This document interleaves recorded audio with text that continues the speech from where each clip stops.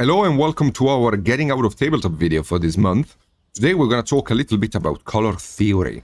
So first off, let's build ourselves a color wheel using paints, miniature paints, and we can then explain how the colors sort of work and give you a few ideas on how to make use of paints and make them work on our minis. It's very easy to watch videos on color theory on the internet and then just have no idea how to apply it to mini painting, because it's not color theory that is explained for mini painting. It's color theory which is a bit more abstract and less into the meaning of things. So I want to explain to you color theory for mini painters using color theory. So let's build ourselves a color wheel.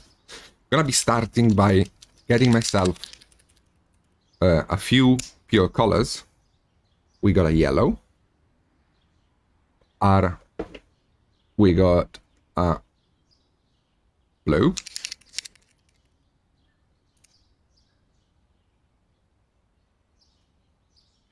We got a blue here. And we got a red. I'm using, of course, Chimera paints. Why am I using Chimera paints? Because they are pure pigments. They don't have any white or black added into them to create the color, which means the color is at its maximum chroma. Chroma is how vibrant a color is, how non-desaturated it is. I will explain saturation, value, and I will explain also tone to you guys so you can get an idea. And this is going to be our first guide. We're going to be having more on the topic of color theory if you want. Maybe if you have other questions after watching this guide, you can tell me so we can explain on them. I'm also going to be using purple as a color. Even though purple is technically a secondary color, it's a mix of red and blue together. When it comes to real purple is almost black, and you will see soon. You can see how black this is. That's because real purple, pure pigment purple, is incredibly dark as a color. So let's start mixing ourselves some secondary paints, okay? So we got our red, which we can drag a bit into the yellow, and we got our yellow, which we can drag a bit into the red. And all of a sudden, what we get here in the middle of the two is orange, right? So we have mixed our first secondary color.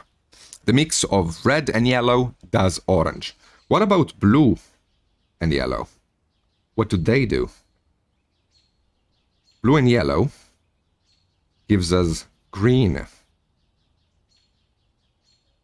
And the more green we add, the more yellow we add, the more it becomes yellowish. And the more blue we add, the more it becomes bluish. So all of a sudden, we have a bunch of tertiary colors without even knowing it. Because we have made our green here, but here we have a teal. Okay, this is a teal. It's a blue-green. And here we have a green-yellow, which is another color. It's not green, it's a green-yellow. It's another chunk of the color wheel. And now, I'm going to be adding a little bit of white to our purple for you to see better, because otherwise it's way too dark. I'm going to be plopping my white there. I'm going to be adding a bit of yellow of white to our purple so we can see and reveal its true nature, okay? Because purple is a color that is very dark, but as you add white to it, you create a more intense color that is pretty good. So now we can go and mix ourselves a magenta by adding the purple into the red.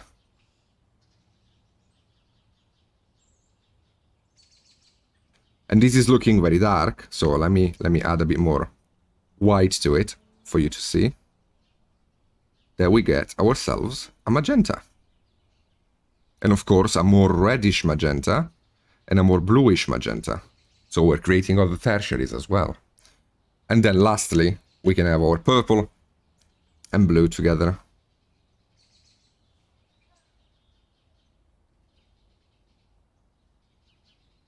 Which would technically, if we added a bit more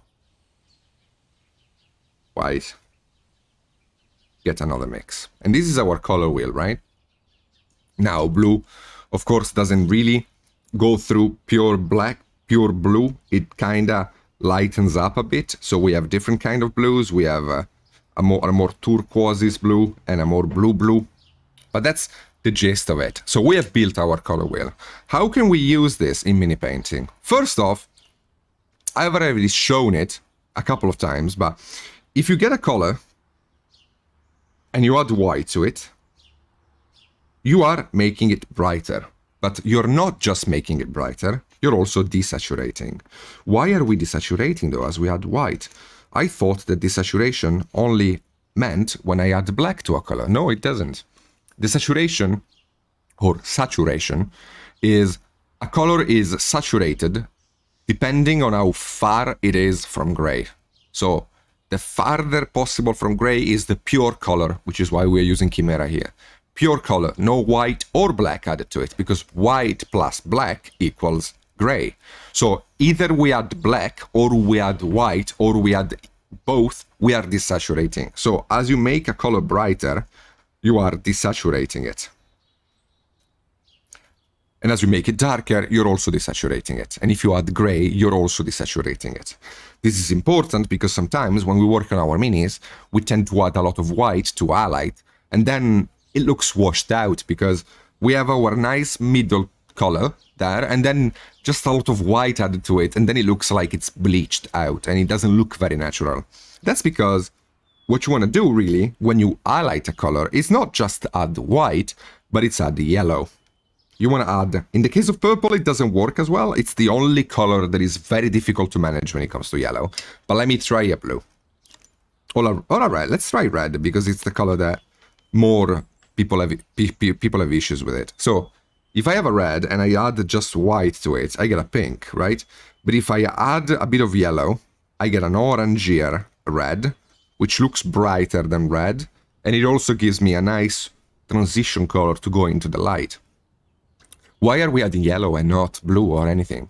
Because yellow, out of all the colors in the color wheel, is the most luminous, which means it's the color that at pure saturation is the brightest.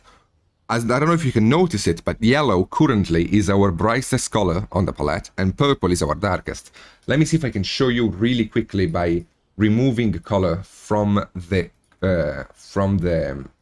camera, so you can see the black and white picture, and through that understand what I'm talking about. If I completely remove saturation, you can see this is pretty much black, and then these are a bunch of dark grays, and then they become lighter grays in the upper part, and then you got this yellow, which is basically a very light gray, almost as light as the paper on which it is placed, right?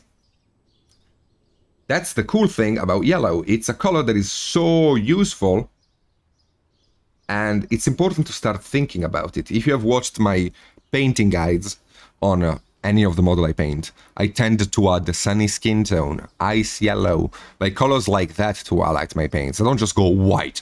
I go white plus yellow, because yellow, you need less white in your mix than you would need normally to highlight a color if you add yellow, which means you desaturate less, because yellow has its own saturation. So you're not losing too much saturation, but you're still making the color brighter.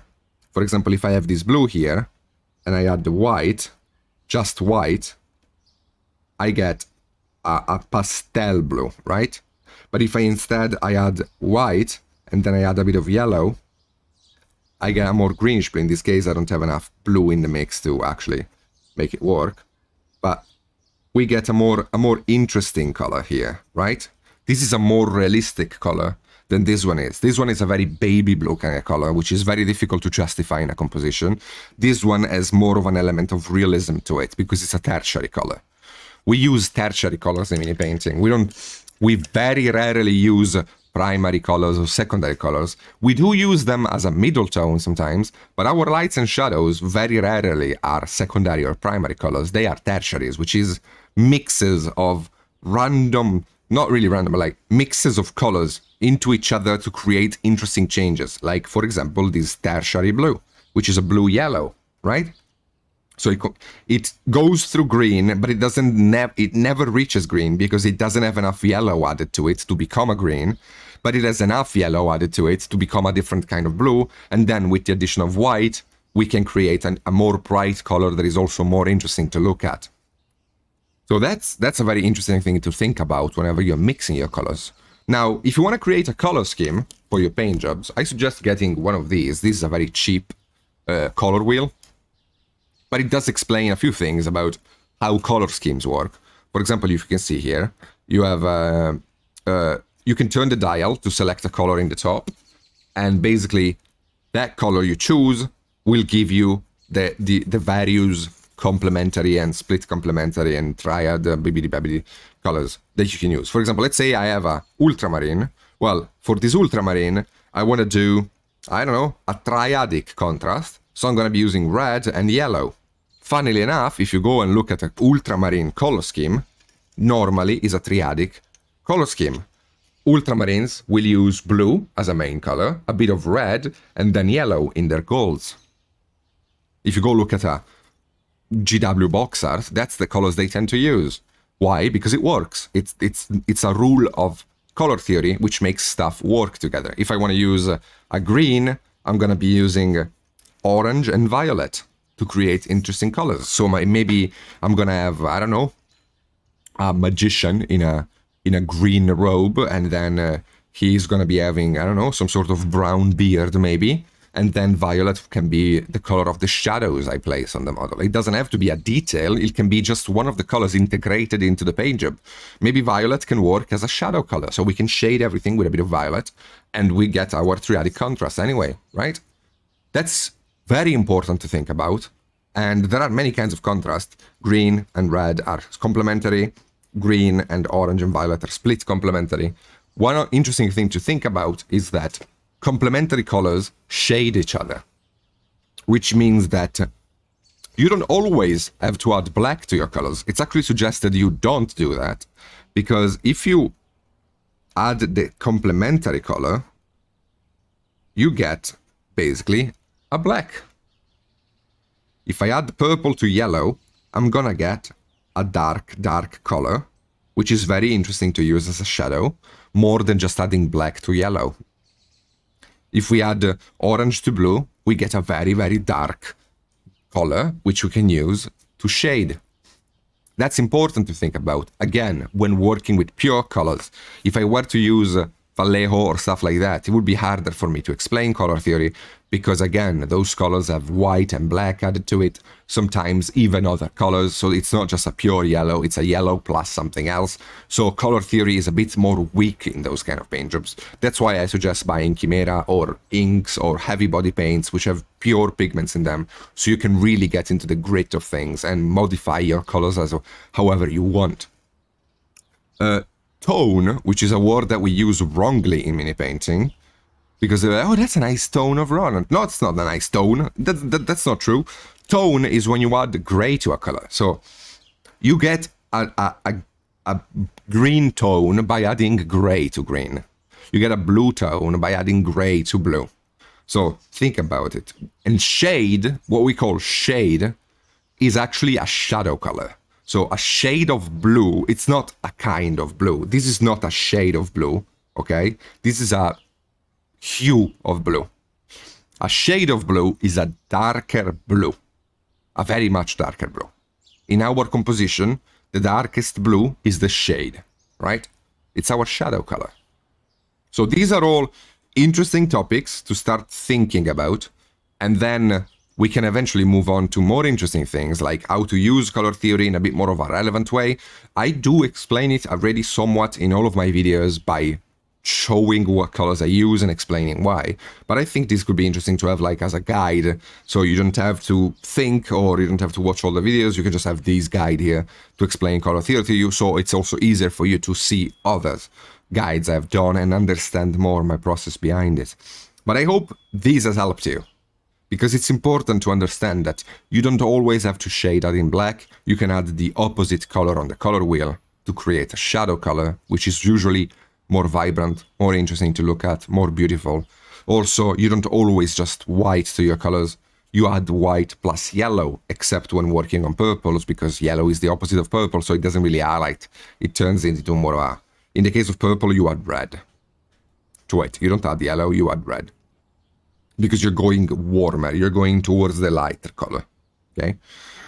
And that is all for this little explanation of color theory, I think. I hope you have enjoyed it. I will see you in the next guide for more color theory or other topics. Again, I need your input. You guys need to tell me what you want to see in the next guide. So please leave a comment in this video asking me what you want to see me do for the next Getting Out of Tabletop video. What is it that you think is holding you back from becoming an amazing painter? Tell me, and I'll try to make a video about it. Thank you so much for watching. Have a fantastic day. Goodbye.